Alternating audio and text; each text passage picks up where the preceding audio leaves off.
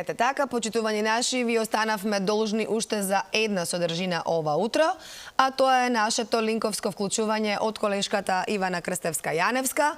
Ја гледам веќе исто така и во кадар. Ивана, добро утро. Разговараш со доктор Славица Арсова, директорка на клиниката за психијатрија, за бесплатната психолошка телефонска подршка за сите засегнати од пожарот во Кочани. Повелете. Да, Ирина, добро утро до тебе, добро утро и до сите гледачи на нашата утринска програма. Како што спомена и ти, Универзитетската клиника за психијатрија Скопје овозможи телефонска линија за психолошка поддршка за засегнатите од трагедијата која што се случи во Кочани. Ова утро за тоа како да се справиме со оваа колективна тага и како функционира оваа телефонска линија во овие изминати 9 дена веќе колку што се навршуваат од кога наста на пожарот во импровизираната дискотека во Кочани, ќе разговарам со директорката на клиниката за психијатрија во Скопје, доктор Славица Арсова. Ќе ви посакам, докторке, добро и убаво утро. Колективна тага, вие на сите страни буквално растрчани уште од првиот момент кога дознавме за оваа трагедија. Како функционира оваа телефонска линија која што веднаш ја отворивте за да давате поддршка за сите засегнати од трагедијата која што се случи во Кочани? Добро утро, поздрав до сите кои што не гледаат, кои што не слушаат. Ние буквално како што кажавте се организиравме веднаш, буквално веднаш после настанувањето на овој трагичен настан, односно на овој травматичен настан кој што ги засегна сите, односно засега целата држава, особено жителите на Кочани и околните Штип и околните градови, да кажам, но тука не се исклучени сите граѓани на Македонија кои што страдаат заедно со настраданите и со засегнатите, односно со повредените и нивните семејства. Во таа смисла на зборот се мобилизиравме веднаш, односно веднаш се активиравме цел тим од клиниката, односно вклучувајќи психијатри, психолози, социјални работници, колеги на специјализација кои што се на психијатрија, психологија.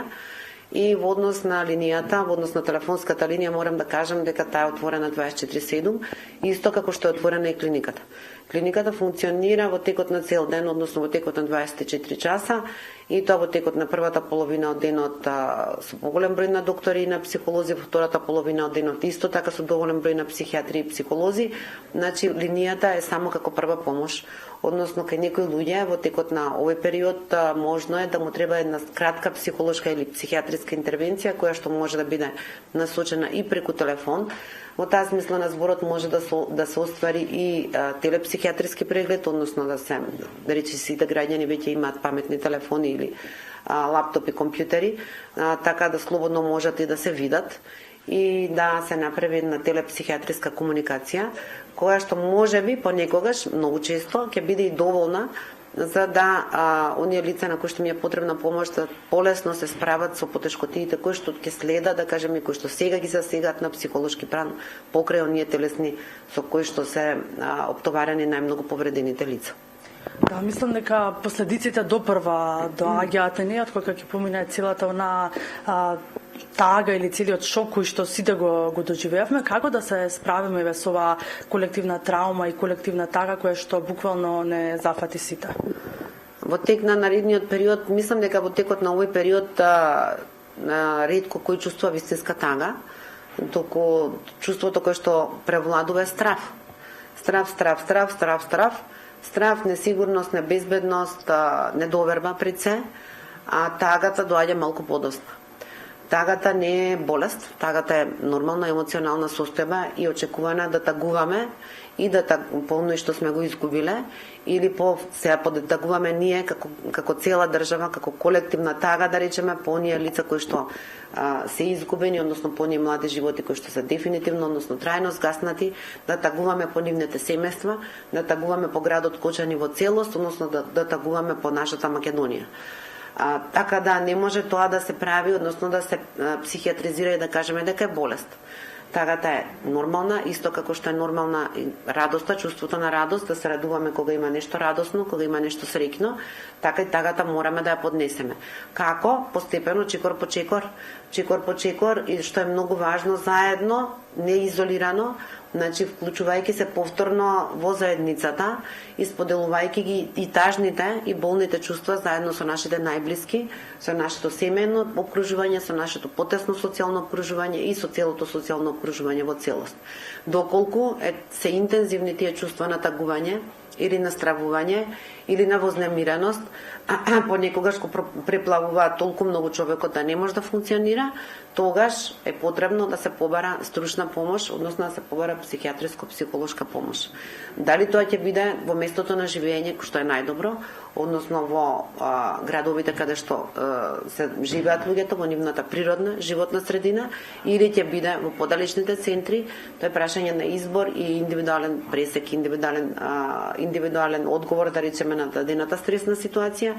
Секако дека првата триажа ја прави докторот, тоа може да биде и семејниот доктор, тоа може да биде и психијатарот, кој што е тоа место на живење, и потоа тој одлучува дали на некој лице му треба некоја поинтензивна психолошка интервенција или евентуално психијатриска интервенција. Да, често сме биле сведоци, гледаме дека луѓе не сакаат да побарат стручна помош. Како можеме на некој начин да ги убедиме луѓето во нашата средина на кои што гледаме дека им е потребна или им е потребна, а одбиваат да добијат стручна поддршка и помош? Значи, никако со сила не сме ние насилници, па да тоа нудиме на сила стручна помош, психијатриска или психолошка. Наша должност е само да кажеме дека сме тука за сите и дека тие луѓе не се сами и доколку имаат потреба да побараат. Мора овде да напоменам дека голем дел од луѓето ќе поминат и без некаква си стручна помош, односно дека ќе им биде доволна психосоцијалната поддршка која што добиваат од страна на заедницата во која што живеат. Доколку станува збор за кочани, тоа се секако семејствата, пријателите, соседите, групите кои што се формираат за само поддршка, без некоја си структура, не знам каква значајна. Знаеме дека кај нас културолошки постојат бројни обреди кои што се вклучуваат видување помени, односно тоа се 7 дена, 40 дена, 6 месеци и така натаму, и не се за џабе измислени. Тие се измислени од народот, но исто така се вметнати и во психијатриските третмани. Зошто? Заради тоа што процесот на тагување и процесот на обжалување, да кажеме, на некој кој што сме го изгубиле, не треба да го поминуваме сами. И токму за тоа велам дека кај некои лица, кај некои индивидуи ќе биде доволно тоа. Не можеме ние со сила да им кажуваме на луѓето вие треба да се лекувате. Не, треба да се лекуваат само тие кои што на вистина влегуваат во комплицирано тагување и кои што развиваат одредени психијатриски симптоми.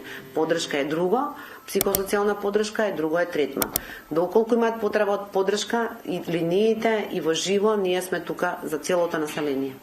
Да, ви благодарам, докторке, на одвоеното време и што во овие моменти ве сепак наоѓате време и да ги кажете оние битни работи кои што се буквално за целото население кое што живее во земјава. Ви благодарам на вас. Да, ќе го споменам само телефонскиот број 078 378 754 е телефонската линија која што е отворена 24 часа во текот на денот, 7 дена во неделата, и каде што можете да се јавите и да добиете психолошка поддршка, секако од стручно лице, од психолог, од психијатар, каде што за сите оние кои што се засегнати од трагедијата во Кочани, да си помогнеме колку што можеме во овие тешки моменти и да им помагаме на луѓето околу нас. Вака ќе го завршам ова линковско вклучување. Ивана, ти благодарам за линковското вклучување. Навистина одлични и корисни информации споделивте заедно со твојата соговорничка.